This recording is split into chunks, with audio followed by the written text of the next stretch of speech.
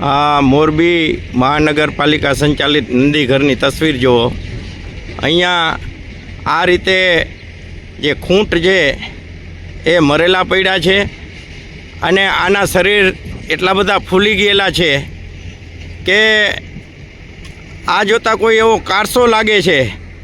કે એક બાજુ નંદીઘરને સાચવવાની વાત છે, જ્યારે એન કેન પ્રકારે નંદી ઓછા થાય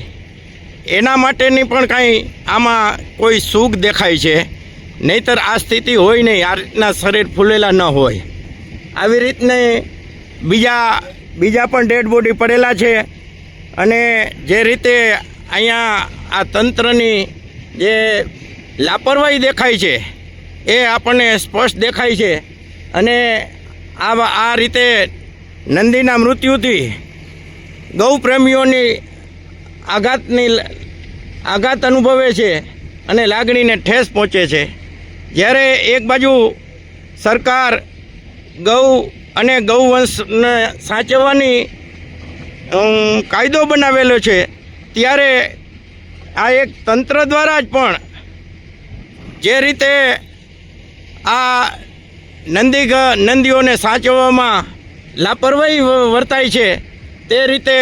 મોરબી નગરજનોને ખૂબ આઘાત અનુભવીએ છીએ અને આની એક તપાસ થવી જોઈએ।